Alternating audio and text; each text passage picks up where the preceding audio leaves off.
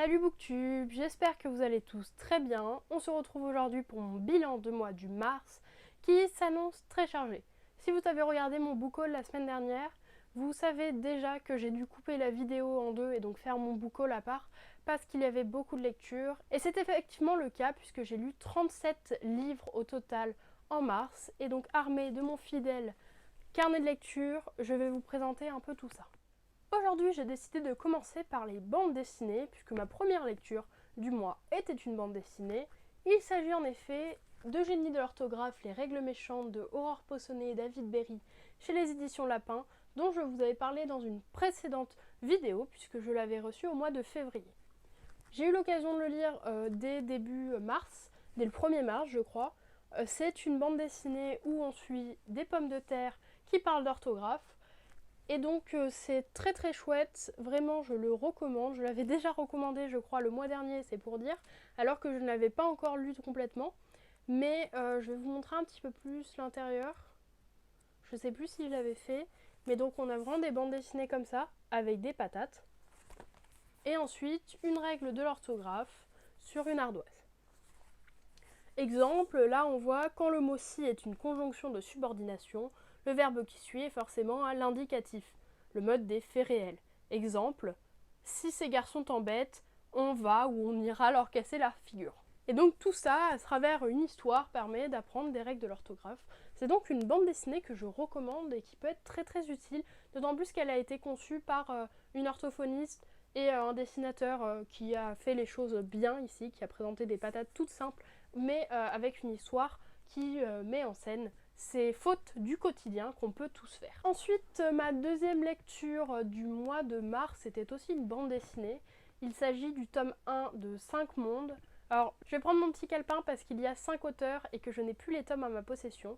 Donc 5 tomes, 5 auteurs, les 5 mondes, c'est par Mark Siegel, Alexis Siegel, Xante Bouma, Matt Rockefeller et Boyasoun chez Gallimard BD. Ce sont à chaque fois des tomes de 250 pages à peu près, qui sont sortis depuis 2017. Donc le tome 1, il s'agit du Guerrier des Sables, le tome 2, le Prince de Cobalt, le tome 3, le Dédale Rouge, le tome 4, le Chant de l'Ambre, et le tome 5, le Portail Émeraude. Dans ces 5 tomes, on va suivre différents personnages principaux.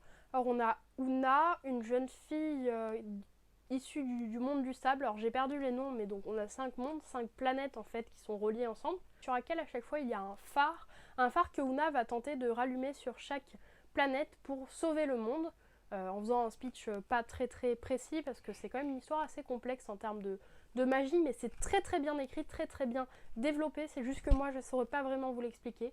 On va partir donc dans une quête où Una, qui maîtrise le sable, qui fait une danse du sable, va avoir pour objectif de sauver la planète et elle va être accompagnée d'un jeune cyborg dont j'ai complètement oublié le nom, qui est hyper connu sur la planète pour son sport, je crois le Starball, et qui va lui venir en aide, et aussi d'un jeune garçon, pareil j'ai oublié son nom, mais lui il va avoir beaucoup d'attaches avec la nature, et tous ensemble ils vont être rejoints par d'autres personnages bien sûr, mais ils vont essayer de sauver la planète, de sauver l'univers et de lutter contre un mal terrible dont j'ai aussi complètement perdu le nom.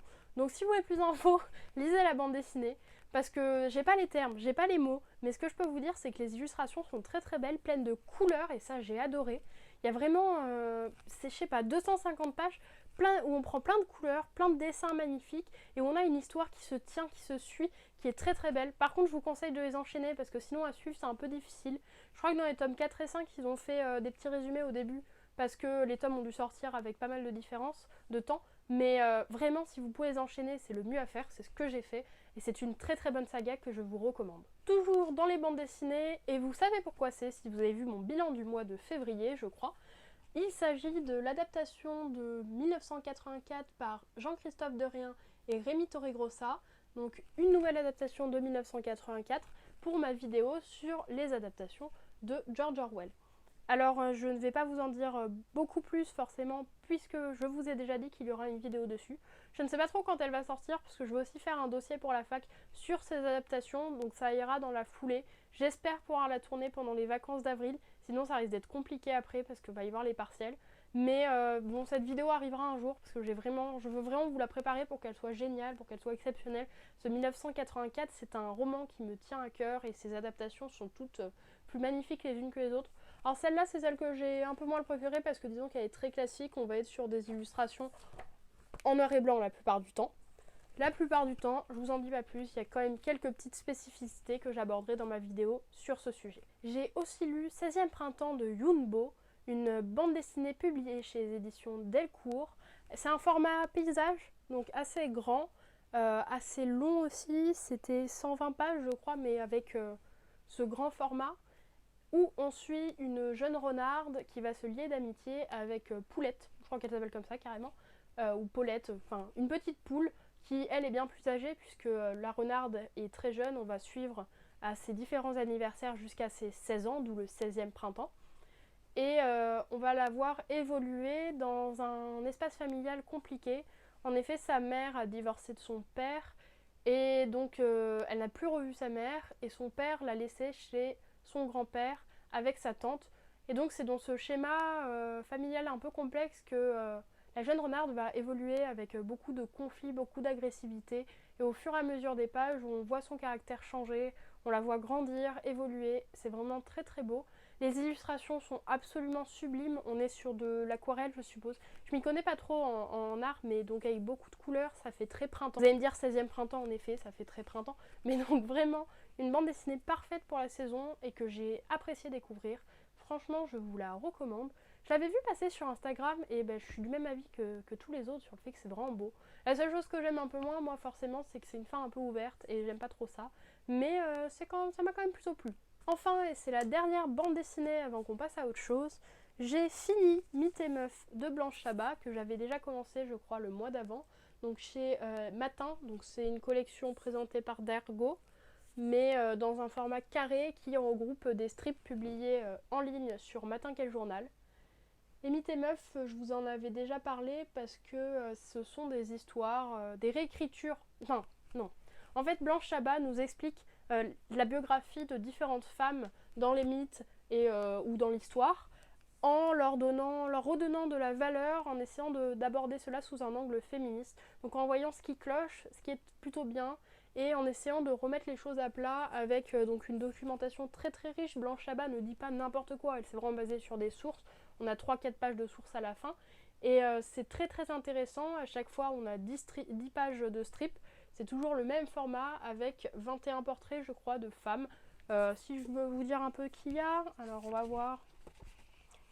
On a Daphné, la reine de Saba, les Amazones, Pocahontas ou encore Tristesse dans Vice Versa. Donc c'est vraiment très large, ça aborde différents univers et j'ai beaucoup aimé, vraiment très très chouette et très très instructif. Tant que nous sommes dans les graphiques, je vais continuer avec des albums jeunesse. La plupart vous les avez vus dans mon book haul, les autres je les ai empruntés à ma mère. Enfin, je crois qu'ils sont à peu près tous arrivés en mars. C'est vraiment tous des choses qu'on a récupérées ou achetées ce mois-ci. En premier lieu, je vais vous en parler dans mon book haul. J'ai acheté La Fougère et le bambou de Marie Tiby et Jérémy Payet. Une très très belle histoire, très touchante, où on suit un vieil homme, un vieil homme souris, on va pas le voir très longtemps puisqu'il va décéder. Il va confier à ses fils 2 graines, une graine de fougère et une graine de bambou.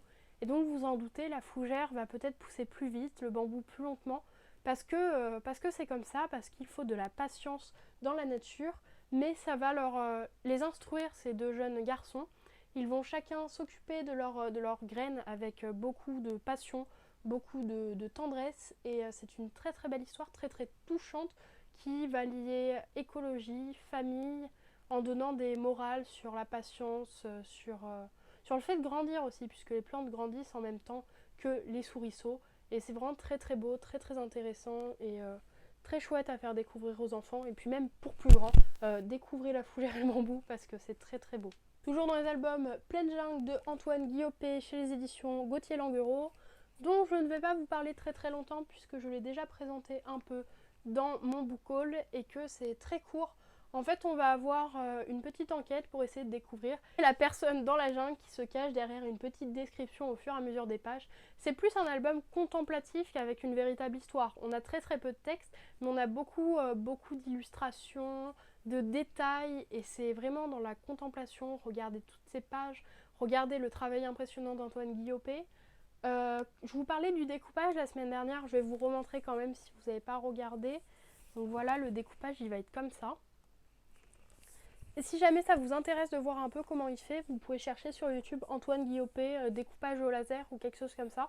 Et vous allez voir, c'est vraiment très très intéressant puisque lui, il fait les dessins mais ensuite c'est fait de manière manuelle. Mais c'est impressionnant à voir.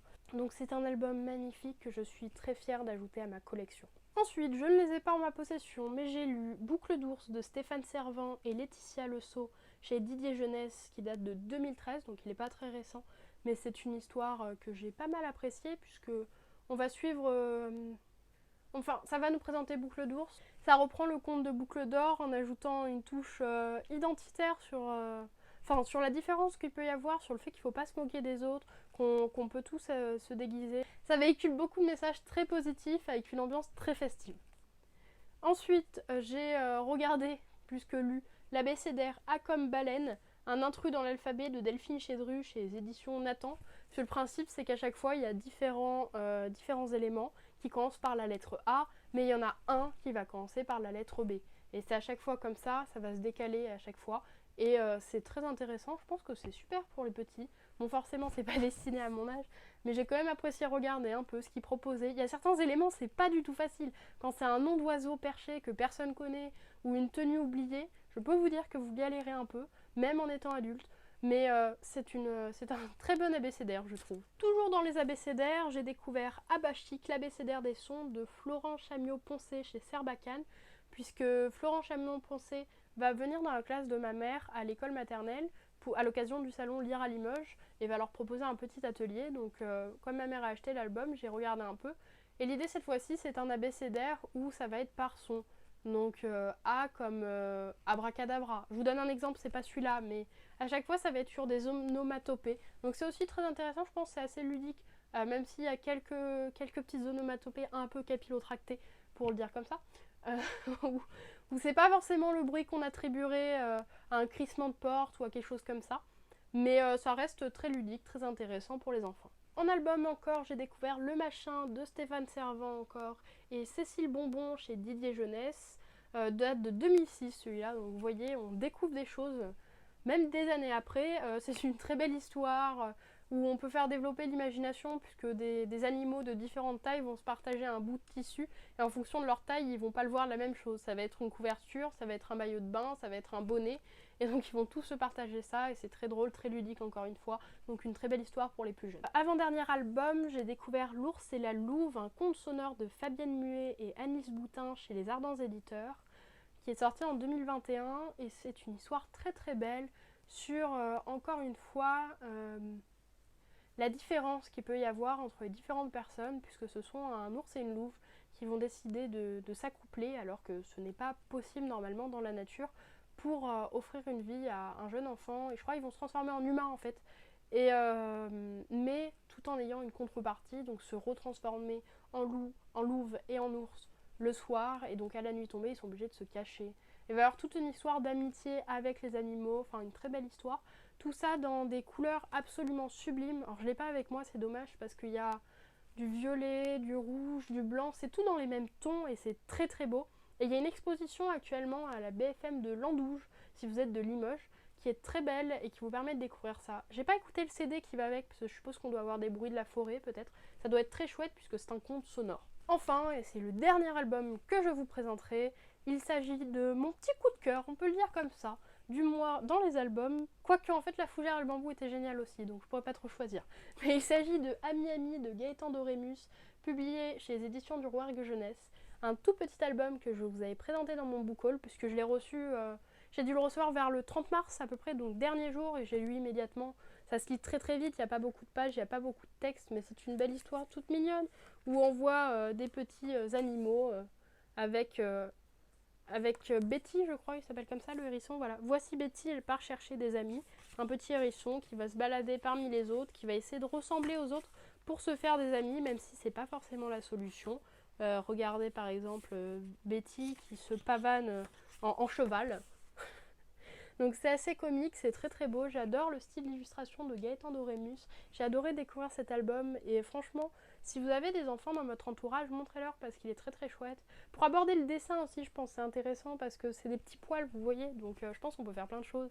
Et très très chouette cet album, franchement. Cette vidéo commence à être sacrément longue, alors avant de passer au manga, la liste est interminable ce mois-ci, je vais faire une petite pause roman. D'abord, j'ai lu La Pointe du Compas de Anne Binder chez Actes Sud Junior dans la collection D'une seule voix. Je vous en ai peut-être pas parlé ici, mais c'est une petite collection avec des romans de 60-100 pages maximum, pas beaucoup plus généralement, qui traite d'un sujet en particulier. Ici, on se questionne sur l'identité et sur les attentes que peut avoir une femme dans la société, une jeune fille déjà avant. Et c'était un témoignage très intéressant, très bouleversant. Pas mon préféré de la collection parce que j'avais adoré Météore de Antoine Dolle, mais une très belle histoire tout de même.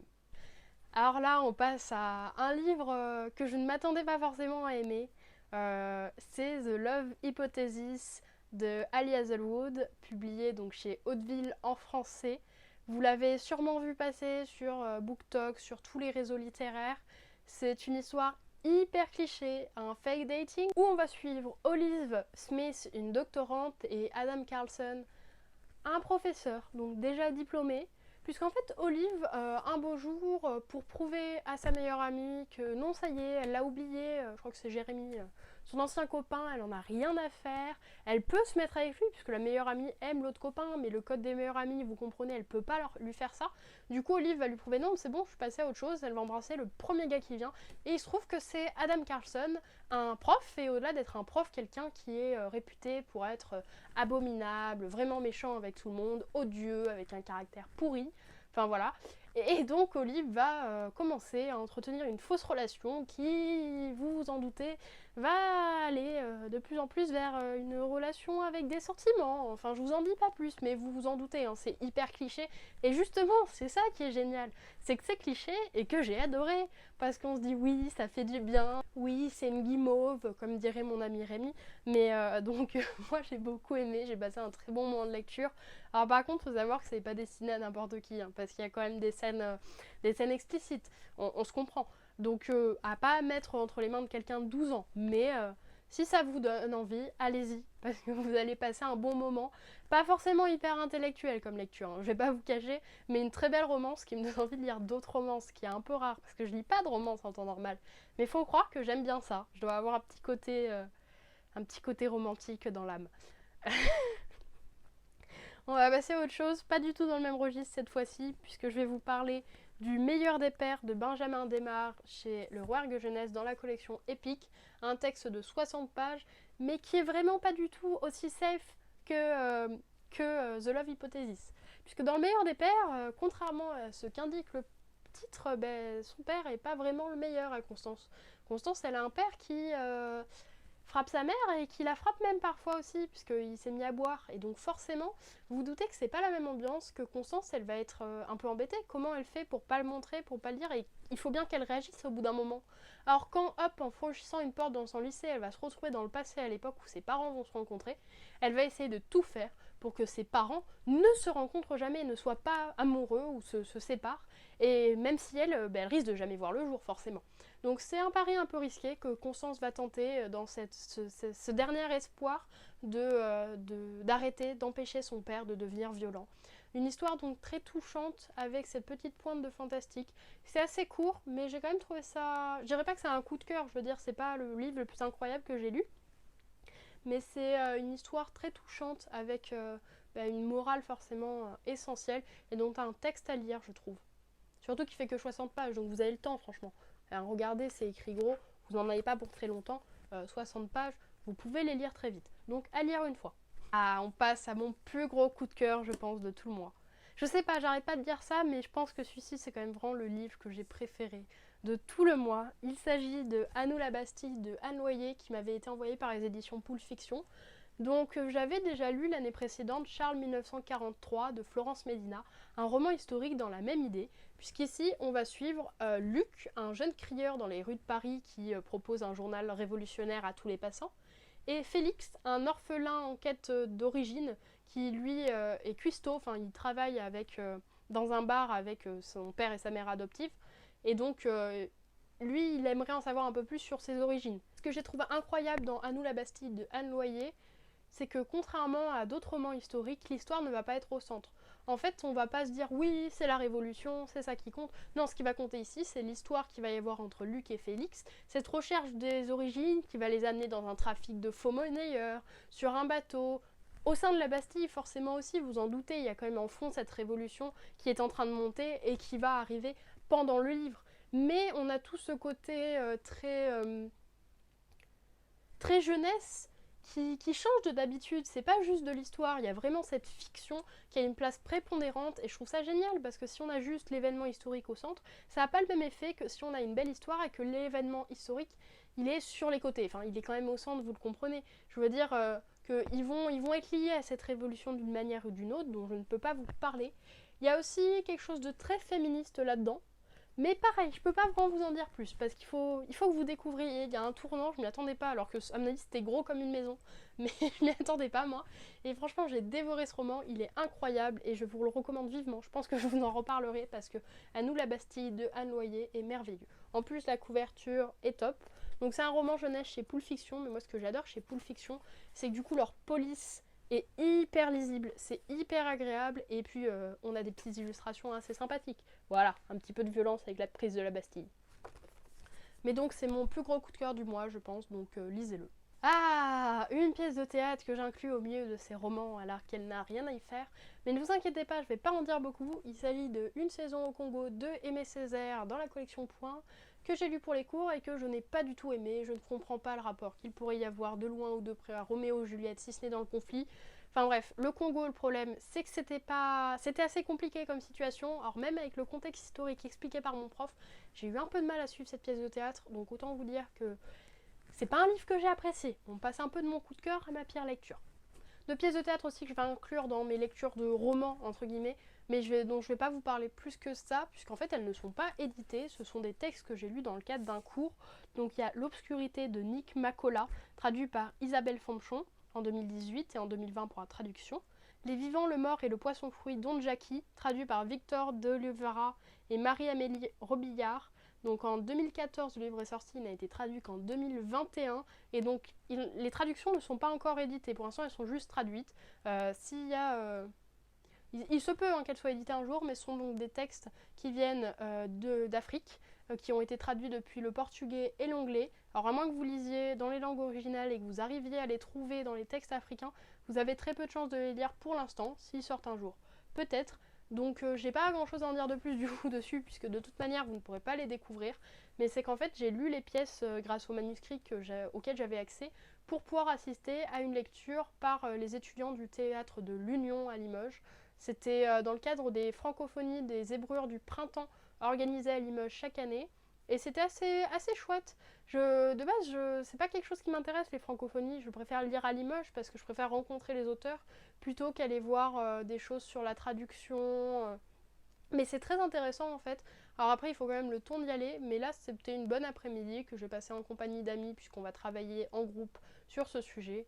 Donc plutôt intéressant quand même. On arrive au bout, il me reste 3 romans à vous présenter avant de passer au manga, avec d'abord Ce qu'on rencontre en chemin de Nadia Mikhail, dont je vous ai parlé dans mon book haul, puisqu'en fait je fais partie maintenant du book club Slalom, et c'est le premier livre que j'ai reçu à cette occasion. Je l'ai reçu donc avant sa sortie, puisqu'il est sorti le 6 avril et que moi je l'ai eu en mars, j'ai pu le lire en mars. Pour moi, c'est pas franchement une réussite par rapport à tous les autres, mais c'est quand même une très belle histoire. En fait, Aïcha, elle sait qu'il lui reste 8 mois, elle va vouloir se rapprocher de sa sœur June qu'elle n'a pas vue depuis 3 ans. Donc c'est un beau road trip autour de la famille, une très belle histoire, très touchante. Mais j'ai pas forcément réussi à m'attacher aux personnages. Ils étaient là, je les appréciais bien, mais je sais pas, j'étais pas à fond. Et pourtant, je comprends pas parce que je pense que ça avait tout pour me plaire. Mais il y a un petit truc qu'il a pas fait. Est-ce que c'était pas le bon moment pour le lire? Est-ce que j'ai mis trop de temps à le lire? Pas assez? Je sais pas, mais ça fait que j'ai pas totalement adhéré, mais c'est quand même une très belle histoire que je suis obligée de vous recommander parce que c'est beau, c'est touchant et je pense que ça peut plaire à plein de personnes. Simplement, il y a juste un petit truc qui m'a manqué. Et aussi le fait que j'aime beaucoup tout ce qui est science-fiction dystopie.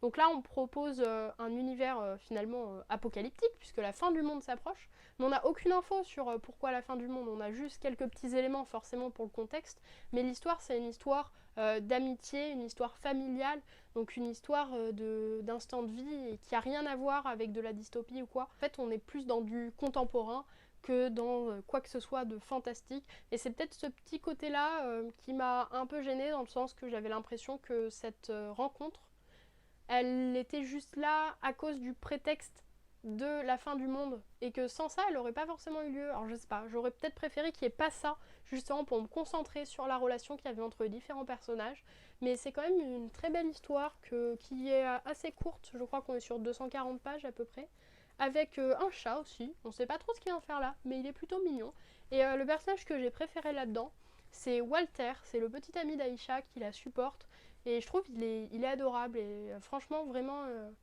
une belle histoire, même s'il m'a manqué un petit quelque chose. Enfin, pour en finir avec les romans, j'ai continué la saga des filles au chocolat de Cathy Cassidy, donc une saga jeunesse publiée chez les éditions Nathan en grand format et chez les éditions PKJ en poche. Donc là j'ai le tome 5 Cœur Vanille et le tome 5 et demi Cœur Sucré, deux livres que j'ai eu le temps de lire qui se lisent très très vite, mais j'avais besoin de feel good un peu comme ça, rapide, jeunesse, que je sais que je vais lire très vite mais où ça va me faire passer un bon moment. Ce qui est sympa dans Cœur Vanille, c'est qu'on suit l'histoire d'Oney Tanbury. Si vous avez lu Les filles au chocolat, c'est la grande sœur qui passe un peu pour une peste. Et en fait, on sent qu'elle a une faille en elle, et dans ce tome, ce personnage est développé. Et ça fait du bien, mine de rien, de voir qu'elle n'est pas foncièrement méchante. Que c'est pas juste qu'elle déteste Chéri qui arrive dans le tome 1. Il y a quand même une histoire derrière, et du coup, c'est une belle histoire que j'ai appréciée. Je sais pas vous dire si c'est un de mes tomes préférés, parce que ce sont à chaque fois des histoires très réconfortantes où je passe un bon moment, donc je peux pas vraiment les classer. Mais donc très chouette tome, et j'ai hâte de continuer cette saga pour un jour en arriver à bout et pouvoir me dire que j'ai lu toute la saga des filles au chocolat. Cœur sucré, c'est un peu différent, c'est un tome parallèle puisqu'on va suivre deux courtes histoires inédites autour de personnages extérieurs à la famille des filles au chocolat. Donc on va suivre ici Tommy, le petit ami de Summer, et Jodie, la meilleure amie de Summer. Donc là, on va être dans l'univers de la danse surtout, puisque Summer, c'est celle qui a fait de la danse, mais qui est aussi atteinte d'anorexie. Donc ce qui est bien avec les filles au chocolat, c'est que c'est des histoires jeunesse, où on passe un bon moment, mais qui abordent quand même des sujets assez difficiles et de manière assez juste. Donc voilà, des très bonnes histoires à lire au collège, puis même après si vous voulez, vous voyez, moi ça me dérange pas de les lire. Dernier round de cette vidéo extrêmement longue, on passe au manga. Je vais commencer par les mangas qui sont des suites de saga, donc que j'avais déjà commencé, et ensuite je vous parlerai des tomes 1, éventuellement tome 2 que j'ai pu découvrir. Donc d'abord, je vais vous en parler dans mon book haul puisqu'il s'ajoutait à ma palle ce mois-ci.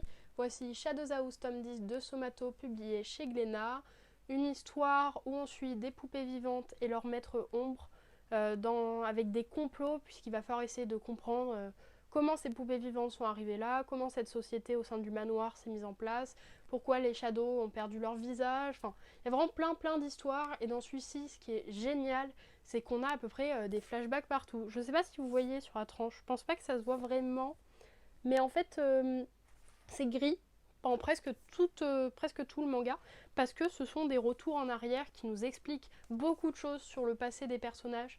Donc ce tome, on avance énormément dans l'intrigue. Et là, je suis vraiment à fond et j'aimerais tellement pouvoir enchaîner la suite, mais elle n'est pas encore sortie, donc je suis dans un dilemme de devoir attendre cette suite, alors que j'aimerais la découvrir. Shadows House, vraiment une saga pépite. Pour le moment, je peux pas vous dire si elle est absolument incroyable, parce que j'ai pas encore eu la fin. Mais pour l'instant, elle est géniale, donc je sais pas combien de tomes il reste, mais je veux le dénouement, je veux la suite, je veux tout, c'est génial. Franchement, incroyable Shadows House. Ensuite, les Bunana Cocoon de Ederlo, c'est le tome 12 chez Pika Édition. Alors là, on est un peu l'inverse de Shadows House. Shadows House, au début, j'étais un peu moins emballée et ça a augmenté. Là, c'est un peu descendu, mais c'est pas forcément négatif, c'est juste qu'on s'est retrouvé dans un monde dont on vient enfin de sortir, que je n'aimais pas du tout, parce qu'on était dans quelque chose d'imaginaire, où ça nous perdait par rapport à l'histoire principale, on s'en éloignait et j'aimais pas trop. On suit Néné qui va conclure un pacte avec un esprit et qui va donc se retrouver à voir les esprits, à essayer d'affronter leurs pièges, puisqu'ils aiment bien tourmenter un peu de temps en temps des humains, et en particulier donc Néné. Et là, ils étaient comme piégés dans quelque chose d'assez imaginaire. C'était un peu difficile à suivre et ça me fait plaisir qu'on puisse enfin aller de l'avant et voir comment va évoluer la saga. Je suis un petit peu plus dubitative depuis 4 tomes, alors que j'ai adoré les premiers tomes. Bon, vous connaissez sans doute l'Atelier des sorciers de Kamome Shirahama, mais est-ce que vous connaissez la Cuisine des sorciers de Hiromi Sato, adapté donc depuis Kamome Shirahama, toujours chez Pika Édition. J'ai ici le tome 2 et le tome 3, puisque j'avais pas encore lu le tome 2 quand le tome 3 est sorti. Donc c'est une saga de manga qui va se passer dans l'univers de l'Atelier des sorciers. Donc cette fois-ci, on va suivre des petites recettes de cuisine absolument adorables, avec à chaque fois des bons moments, plein de douceur. C'est un peu des bonbons à lire, je sais pas si vous voyez. On va lire ça, ça va faire plaisir, on va voir les petites recettes, ça va nous faire saliver. Mais en même temps, il va arriver quand même des petites aventures aux filles à travers ça. Alors ça reste quelque chose de très extérieur à l'histoire même, mais c'est plutôt sympa et moi j'aime bien. Je trouve que ça fait une petite série à côté qui va permettre d'attendre un peu l'Atelier des sorciers, puisque les tomes sortent très lentement parce que ça demande du temps. Mais ça redynamise un peu et ça nous permet voilà, d'être dans l'attente. Enfin, les carnets de l'apothicaire, tome 10 de Itsuki Nanao et Neko Courage. Donc c'est chez Kion dans la collection Seinen. Les carnets de l'apothicaire, c'est un manga où j'ai adoré les 4 premiers, j'étais vraiment envoûtée. Puis après, ça s'est un peu éloigné, un peu comme Toilet Boon Nanako-kun en fait, de l'histoire principale. Et Mao Mao, on la suivait un peu moins dans ses tentatives au sein du palais impérial de... Enfin, il n'y avait pas la progression, c'était quand même des enquêtes, c'était sympa, mais ça progressait pas. Et Zombie, je crois que je l'ai vraiment plus apprécié. Et j'ai l'impression que ça revient un peu. Alors par contre, ce qu'ils font dans tous les mangas, et ça j'aime pas, on a des histoires en 2 chapitres des fois. Et ben là, à chaque fois, on tombe sur un chapitre 1, donc on sait qu'à la fin, le tome 1, la partie 1, on va voir la partie 2 dans le prochain, donc il faut l'attendre. Du coup, j'ai pas lu en fait le livre en entier, j'ai pas lu juste le petit dernier chapitre parce que j'attends, mais celui-ci, ça m'a fait plaisir un peu plus que d'autres où j'étais un peu moins ravie qu'au début de cette saga. Il me reste 3 mangas à présenter, enfin 4 mais 3. Donc d'abord je vais vous parler de Cigarette and Cherry de Daishiro Kawakami, publié chez Big Kana dans la collection Life. J'ai lu les tomes 1 et 2. Il y a 11 tomes, je compterai un peu les enchaîner, mais je veux dire, je prends un peu de temps quand même entre. Donc la suite, là, je vais pas pouvoir la lire tout de suite parce qu'on va partir en vacances et que je vais pas les amener avec moi. Mais donc l'idée, alors vous allez voir dès le début, c'est Fumetu. Ce manga contient 100% des substances addictives. Fumetu. Apprendre à draguer aussi. Donc vous voyez dans l'idée déjà qu'on va être sur quelque chose d'assez humoristique. En gros, on suit un jeune qui est absolument pas doué, qui va essayer de draguer une fille plus vieille que lui, une fille qui fume, d'où l'idée du cigarette and cherry. Et c'est très drôle puisque il est vraiment nul et pourtant elle essaie... Des fois elle le met dans des situations gênantes exprès, mais en même temps elle semble bien l'aimer au fond, donc c'est une petite romance assez mignonne, avec quelques clichés, mais on passe un bon moment et j'aime bien pour l'instant. 2 nouveautés pour ce mois-ci. Alors le premier, c'est une réédition chez Nobinobi dans des formats double tome. Donc il s'agit de Katsu de Mitsuru Adachi, le tome 1, et ça sera en 8 tomes dans cette réédition un peu plus grosse. Katsu de Mitsuru Adachi, c'est une romance dans un univers sportif où on suit 2 jeunes lycéens, Katsuki et Katsuki, d'où l'idée du titre Katsu, mais ils vont avoir... une lettre qui va changer en français parce que sinon c'est des caractères différents au Japon, mais pour qu'on voit la différence. Enfin vous voyez.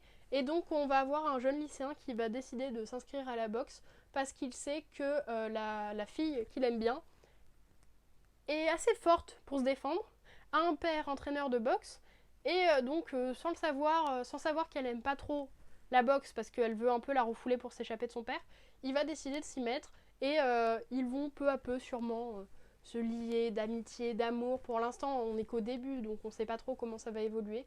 Mais alors c'est un peu vieux, donc forcément, il y a quelques trucs qui me font un peu à la fois sourire et souffler en mode oui, ok, mais bon.